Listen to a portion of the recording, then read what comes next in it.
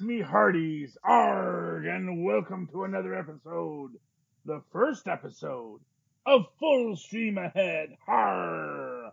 I'm your host, Charlie, the Professor Esser, and with me, as always, is my skinny rich friend, It's Mozz. Mozz, good to have you, my friend. Okay, ladies and gentlemen, welcome for the first time to Full Stream Ahead. Mozz and I's new channel on Capes and Lunatics on the Southgate Media Network, where we are going to do our classic Netflix-style reviews, but now breaking free of the bonds of Netflix or any specific group. No longer AKA Jones, no longer the sound of one fist punching, no longer worrying about whether or not you're a jive turkey or not, but they're all coming here to one home on Full Stream Ahead, and our first group of people to discuss in the Full Stream Ahead universe will be that wacky, zany, lovely Amazon Prime show, The Boy. Not about Boy Scouts. I know that's what you all thought when you saw the phrase that was called The Boys. Not really about Boy Scouts, but still, we're gonna try and make it work. Let's get to our first. Now, a couple quick differences from our previous podcast. One of the things is, now, as you all remember, we always like to call out the staff writer or the staff, story editor as the hardest working person in show business. We're not going to do that anymore. However, at the end of this episode, me and Mozz are going to nominate someone for the hardest person X in this episode. That person will then have their official nomination, which you, the audience, will later get to vote on to see who, at the end of the season, will get a Hardy. Yes, a Hardy for the hardest working person in show business in their individual categories. So, watch for it, listen to it, and please participate. And if I may, on the counter side of that coin, if we feel there is a particularly bad performance, be it, in writing, plot device, or acting, or anything, they'll get the Hardly Working Award. The counter to the Hardys, it'll be the Hardleys. The Hardleys, wow. I don't know, that's being sprung on me right now, kid. Okay, yes. Maybe, I don't know, I'm throwing it out there. Yeah, I know. I don't like to be mean, Mozz. I want this to be a podcast full of joy and building of people. But yes, I understand. But is that a fair bit of criticism, though?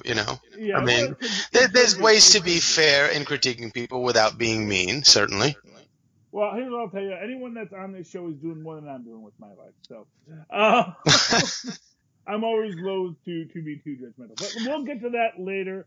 And if we do have some people who will say really tainted this episode, we will mention it. Although, honestly, for this first episode, I don't have anyone that fits that category. No, I don't either. For the first two that I've seen, I don't either. Yeah. But just saying, sometimes you never know.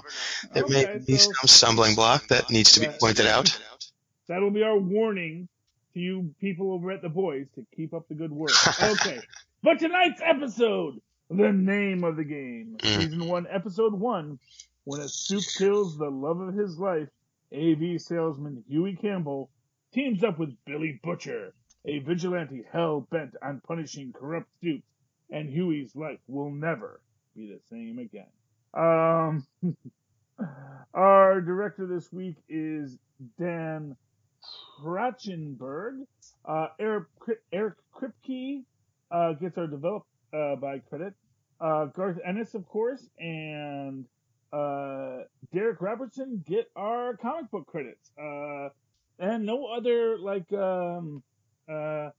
written bys are given for this episode in IMDb. We have all of our actors, including Carl Urban, who is our Billy Butcher, Jack Quaid, who is our Huey Campbell, and Anthony Starr, Anthony, like the ant, is our Homelander, and Erin Moriarty is our Starlight in January. Okay, let's get to this episode. So, and just as to make a mention, one other person that we see in this episode is, of course, a gentleman by the name of A-Train, well played by Jesse T. Usher. And And I think the other noteworthy name, of course, is Simon Pegg playing Huey's dad. Yes. I was excited to see that. I'm a huge fan of Simon Pegg, so it was cool to see him as a child. In the original comic book, Simon Pegg was the artist model. Oh, really? Well, yeah, for Huey. So, how interesting. Well, actually, comic book artists do that a lot.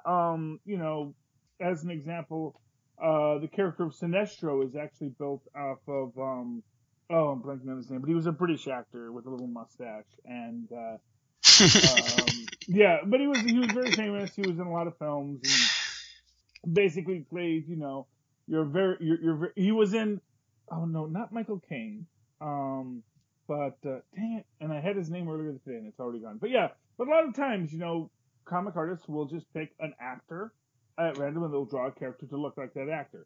I mean, less so now since there's, of course, image rights and whatnot. But that's often the case. And in the case of Huey Campbell, he was originally designed to look like Simon Pegg. Yeah, so that's what. And when they did this, they said, Simon Pegg, he is no longer the young man that he was when this book came out. So they couldn't really cast him as Huey Campbell. But they said, but we really want you to be a part of this if you're willing. And he said, well, I'd love to do whatever you want. And they said, you know what, you'll be Huey's dad. So I don't even know if Huey's dad was a character in the original book, but he is now. So very happy to have Simon Pegg in this. And okay, so our plotline is you get your basic setup of this. You have your superheroic universe, which is just it's a universe in which superheroes exist. And all of the various rules and regulations that come along with if superheroes were a real thing and a well-established thing. Well, not just that, but if someone had a private police force of superpowered humans, that's a heavy topic to consider. They get to that. Although to be fair, that's a much more murky issue in this, because I think on some level, yes, it's, what if we had a private police force? But on the other level, it's like, well, what's the profit in that, Right. And the profit, I guess, is they're doing it by making the movies. But I'm just amazed that, the government is okay with, I guess, they show you how they go about regulations, but at the same time, it's amazing to me that is allowed to happen. But I guess who's going to stop them also? Well, exactly. That's the thing. It's like you have this reality that, okay, superheroes exist. They're behaving. This corporation is sort of being their front man. Right. And so how do we work within that? But I don't want to get too far ahead because all that is a bit of a reveal. So but the first thing that gives us the sense that heroes are not what they should be is Huey and his girlfriend, Robin, sort of having their little cuteness and all this kind of stuff, and she steps off the curb as they're talking about what to do next, and then A-Train basically runs literally right through her and instantly liquefies her. That scene was beautiful. It was dark and crazy, but it was beautifully shot and beautiful. Yeah, it was just crazy. And this is essentially our precipitating incident that is going to be the thrust of the story of the boy. And it sort of lays the groundwork for avenues they are willing to walk down. Mm-hmm. They're willing to let us get close to a character and immediately, just say, okay, they are expendable for the sake of the story arc. So it raises the stakes immediately. So anytime something comes up, you're like, oh man, this person actually could die. Well, yeah, exactly. And that is the crux of the biscuit is, anyone in this story could die. Anyone in this story. And I've never read the boys' book, so I don't know really what's going to happen to everyone in this story. I know what has happened in some of the books via Wikipedia, but I really can't say firsthand what is the central important thematic thing that they have to hit this point.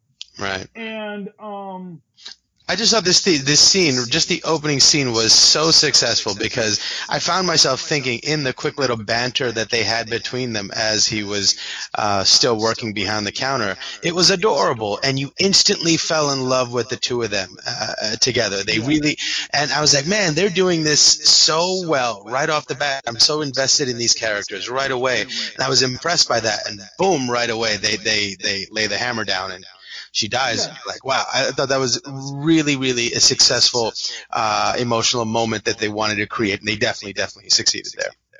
Yeah, and to be fair, I mean, I think that is really what makes this a good series, is that these are actors who are willing to, even if it's a small bit, even if it's a small role, they are going to invest themselves in it. And the writing is good enough that when they do that investment, it is worth the value.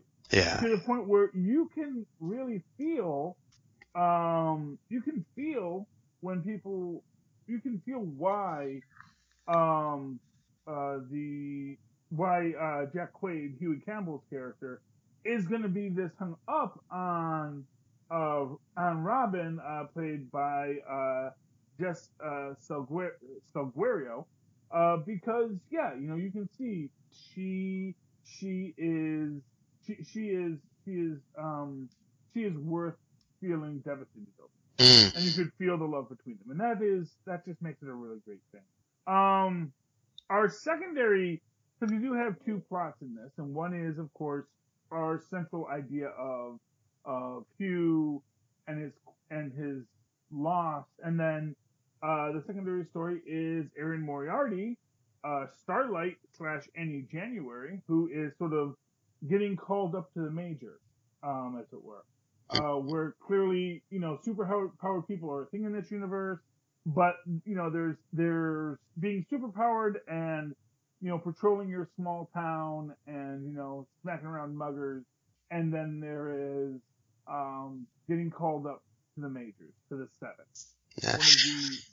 One of the few authorized superhero teams in this universe. It's interesting. Both of these characters, it's sort of like we're watching their innocence break down over what the meaning of having superheroes is. She thinks it's all, roses and rainbows, and he just thought it was just the way things were. Superheroes were good guys, and all of a sudden this happens, and we're both seeing that this corporation, the confidence in it is being broken down, and we're seeing that happen in two different perspectives. Well, yeah, and really, I think one of the central themes in this is that, as they say, don't meet your heroes. And I think, and honestly, there's an interesting little aside in this, which is that a character by the name of Lamplighter was the seventh member of the seven, who they say is retired, but we don't know what happens to him. We never see him. And it's one of these things where it's like, what happened to Lamplighter? What was his story? Right. It's sort of like if you played the Halo video games, the Spartans never die; they're just missing in action forever. So it's kind of like one of those things. Yeah, and I do wonder if that is what we're looking at with Lamplighter. But so each of these characters meets their basically meet someone on the road in their hero's journey. In the case of Starlight, it is the Deep. And man, the Deep, who is being played smarmily well by Chance Crawford. And again, here's what I give to Mr. Crawford is, you get cast into a role that is meant to be hated, and you got to pull it off. And here's what I'll say: he is in no way likable as a person who's meant to be, which I'm going to tell you right now is actually harder than it sounds. In being a guy who can be both unlikable and do you watch The Good Place, Mozz? No. Okay, there is a character on it right now who is literally, so anyway, spoilers for the final season of The Good Place. The final idea is that, Well, the original premise is that the people were sent to the bad place, but they were told it was the good place because they wanted them to torture themselves psychologically. But they solved the problem, and the demon who created it eventually came to realize, you know what? I think humans can actually get better. They're not all worthless monsters. And so in this season, they're redoing the experiment to see if humans can be saved. And one of the characters that they send to one of the people from the bad place they send to see if they can be redeemed is basically, Donald Trump Jr. Just a complete and total narcissist who will never admit that he was born on third base and he's born on second base and thinks he hit a home run. And refuses to apologize for any of the things he says or does. So they've gone to lengths to make him completely irredeemable, at least thus far. Yeah. And although, I think that there is some, and it's this weird thing where it's like there's almost these things where you can say, oh, I see why he thinks he's a good person, but it's like he's not, but I can see why he might think that. See, I don't even think he does think that. Oh no, I think he very much thinks he's a good person. Well, I think his take on it, and here's I mean, from what I've read on the subject, I think that maybe someone did something similar to him. Right. But at that point, on her first day, I understand that, but that's exactly my point. If you understand that what that was done to you was not right or was not good, for you to turn it around and do it to another person, it's justifying it, but in your heart of hearts, I don't think that person truly understands that they're a good person. They're simply relenting to the idea that the flow of how everybody acts around me is going this way, so I will fall in line, but I know it's wrong, but everybody else is doing it. But it's never that I think I'm right or good. Yeah. Well, yes, I guess. I mean, it's this question about how self-deluded are you? And that is the central question. Yeah, I think there's a part of him. He has a lot of like self-loathing. You see that a little bit in the next episode, but yeah. Yeah, and it is this idea that I mean, he is the Aquaman testy. Mm-hmm. And the most recent movie aside, Aquaman had been kind of a character that was put upon. Yeah. And as I always say, the entire reason he was put upon was because in the Super Friends cartoon, no one was allowed to hit anyone. And while Superman and Wonder Woman could pull off, and Batman could pull off not hitting anyone with their basic look, Aquaman's look needed him to punch someone to let you know he was a BA. And they never let him punch anyone, so he just seemed like a guy, in a wetsuit walking around. And led to this, honestly, this ongoing theme in a lot of genre fiction, especially parody fiction, where the water guy is usually treated as for his character. Right. I mean, it kind of makes me think of the Adam Sandler movie, The Water Boy. That's exactly how he's treated. To some extent, yes. And for what it's worth, that is maybe why he lashes out, Yeah. Why he tries to grab what he can where he can, because he knows the minute the bigger guys get in the room, nobody sees. He is the invisible man, as it were. Even though there is one. There is an actual invisible man in this, whose name is Translucent. And I love the mechanism of power, too. It's not invisibility. It's that his skin turns into this weird carbon material that refracts and reflects light from around it. That's wonderful. I love that. It is fun. And I like that they make the point that it's also that it also makes him bulletproof and this and that and the other. That he's basically Luke Cage made invisible without the strength, which is still a pretty good mix up. But of course, you also have the classic Invisible Man problem: he has to be naked. Which again, why no one has ever thought to give him some kind of unstable molecule suit yet, But then again, it seems like he just likes being naked and wandering around and being the Invisible Man and watching women pee.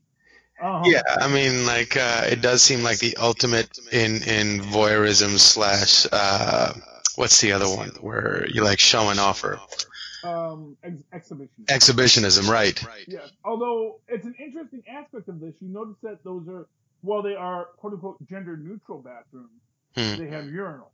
Well, I mean, you can have both. You can have urinals and whatever. You don't have to exclude one, especially if you're trying to be inclusionary. Come on now. Well, I mean, I get the idea, but it also suggests that these were always men's rooms, and then Queen Maeve came around.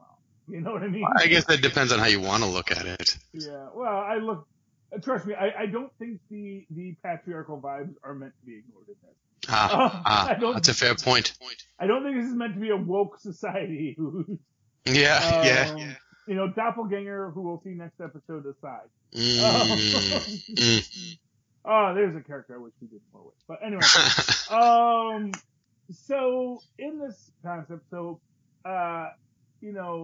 Starlight is dealing with her stuff, and what's his name? Huey is dealing with his stuff, and then who should enter Huey's life after? And this is one of the things first off, one of the things I like about this is where we get Huey's like mind rage. Like, he has the fantasy of being the lawyer up when he's trying to offer him the check. Yeah. And I do love that because it makes me think this guy is like an Incredible Hulk waiting to happen. That he's got that Bruce Banner. There's a secret man in his head who is full of rage. And if that gets released in a superheroic universe, that's going to be a problem. Oh, that's fascinating. Yeah, and I don't know if that happens, but I'm looking at it like, oh man, hello, Dr. Banner. No, you're totally right. Because he has like these little sort of, I guess they're panic attacks. He's like confronted with the flight or fight reaction, and he just seizes up. And then I think like in the next episode, he has a moment where he deals with it a little differently. Yeah.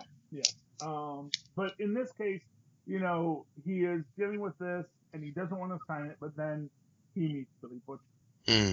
And Billy Butcher sort of takes him to the secret club where we see that there's this guy named Ezekiel who is supposed to be a pray the gay away superhero, which is like, really, that's the superhero you want to create? Because as we do see later, like, Vite really controls what these people's images are. Right. And that's the image they decided to choose from. But well, it's also kind of like all these, severely, aggressively anti-gay senators being caught in, back rooms with male prostitutes. So it's kind of the same thing, or maybe calling to light that same, thing in a funny way. Yeah, but we also get the idea that, and they've come up with this plot line, which is, I guess arguably useful, which is that they're going to bug the headquarters so they can get the dirt on the boys, but or on the seven. But of course, it does gang a non because while he's in there, he goes to the bathroom. But we've already established in this scene that Translucent likes to hang out in the bathroom. And so, yes, he does plant the bug and all this kind of stuff and walks out. He gets his apology from A-Train, which I think actually in its own way was maybe even a bit cathartic for him, just to actually say, I want him to look sorry. I think the other part of it that was cathartic for him was that he has one over on him in that situation. Yeah. And that's why he was able to be confident that he was in control, that he was the one enacting the plan, and the other guy was none the wiser. So that gave him a little bit of confidence and a little bit of edge to stand on top of him to say, like, I'm lording it over you, or somehow I have something over you. Mm-hmm. Yeah, and I think that this was kind of interesting. He does that, then him and Billy Butcher leave, of course. After he's playing with the bug, and it's like, yeah, and of course Huey's all like, yeah, okay, what's our next thing? What are we doing next? And this I think is an interesting aspect of this because you can see he wants to do more, but and this is I think is a telling point is that three people, Billy, Huey's father, and Huey himself, throughout this entire thing, make this point about how Huey is not the kind of person who does this kind of stuff. You know, he's not aggressive. His father says you don't have to fight. You don't have any fight in you, yeah. When Huey says he doesn't want to do it, he makes his point. He says, he says, this is my favorite artist is Barry Manilow, I think. Meanwhile, he's always wearing, like, you know, Ramones t-shirts and Van Halen t-shirts and Nirvana t-shirts, you know. It's a weird little juxtaposition they do there, where when he's honest, he says, the people I like are, you know, kind of not hard aggressive rockers, but he's always wearing hard aggressive rocker t-shirts. So I always find that. So do you think that's him being a poser, or do you think that's somebody in costume on the show wanting to get cool t-shirts on? Well, I think maybe. Well, first off, possibly B, but more to the point, I think it might even be just this idea that because we see that, you know, he was a superhero pet, and I think it's like he has this fantasy of who he is. His fantasy is he's a guy who likes Nirvana. His reality is he's not a guy who likes Nirvana. He's a guy who likes Barry Manilow. Yeah, I like that. You know, but he wants to be the guy who likes Nirvana. And even now, he wants to be the superhero. But, you know, in his heart, other people say, no, you're not a superhero. Although, as we'll see next episode, maybe he is. And I think that's where things are going to get a little more interesting in this entire story. Yeah. Any final thoughts on tonight's episode, Mozz? No, I think we covered everything. So who do you think deserves so our Hardy Awards here? Yeah. Okay, so I'm going to go out on a limb here. I'm going to give my nomination for the hardest working woman in show business this week to Jess Salguero, who plays Robin. She only has a couple scenes, but let's be honest here, she sold them. She sold them like an MFer. She really shows up. She makes this idea that, hey, I am an established character. I am someone you like. I am someone that you're going to get emotionally invested with. You're going to get emotionally invested with me over the next 5 minutes, and you don't know what's going to happen next. You know? I couldn't agree more. That was exactly my pick, and for exactly those reasons, because it's such an important scene. It sets up so much of why you want to care about this show. You know, first of all, like the whole linchpin of why Huey is so invested in this needs to be made like concrete, and you need to understand that. And you do in those just a few moments with them, how relatable they are, how much they actually really like each other, and how charming she was herself. And you fall in love with her, and you're like, man, these people are great. And then when they rip that away, you feel that emotional sort of distance too. And then for the second part, to actually bring us to that moment, to care, to feel the loss, to teach us that in this show anything can happen. And so it lets you view the whole show very differently. So it was such an important role and such an important moment that's exactly my pick for hardest working woman in show business this week.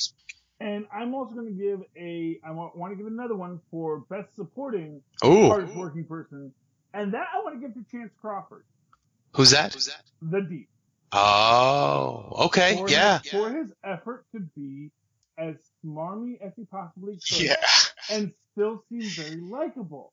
Right. Like, to be a guy who clearly is a scammer and a deviant and everything that you want to say is bad, but at the same time, I think he does sell it in a way that is both ridiculous and sublime. So he is my best supporting hardest working person in show business this week is Chance Crawford. I like it. Okay. I don't know if I have a second pick. Well, that's okay. That's a really good one. Yeah, no. I don't always have to have one, but that's a good one. Okay, so Mozz, in the meantime, in between this episode and the next, where can people find you? Oh, if they want to email me, they can email me at mozzmanzor@gmail.com, or find me on Facebook under Mozz Manzor. That's MOZZMANZOOR. And, of course, if you would like to write to me in that old-fashioned email way, like they did in the 80s when the Watchmen first came out, you can always do that at superconnectivityblog@gmail.com. That's superconnectivityblog, all one word, @gmail.com. And of course, follow me on Twitter as I live tweet all sorts of things, including The Watchmen on HBO. I don't get to review that. Phil and Tyler are reviewing that over on Who Podcasts The Watchmen or something along those. It's on the Case and Lunatic Feed. Just subscribe, you'll get it. And they do some great work over there. Charlie Esser, that's CHARLIESSER. Look for the 2 E's in the middle. For quality. Bing! There you go. All right, ladies and gentlemen, thank you once again for joining us. Well, for the first time on Full Stream Ahead at me Cardies. Keep your eye on the North Star, and remember, red sky in morning, sailors take warning. Red sky at night, sailors the light. Arr.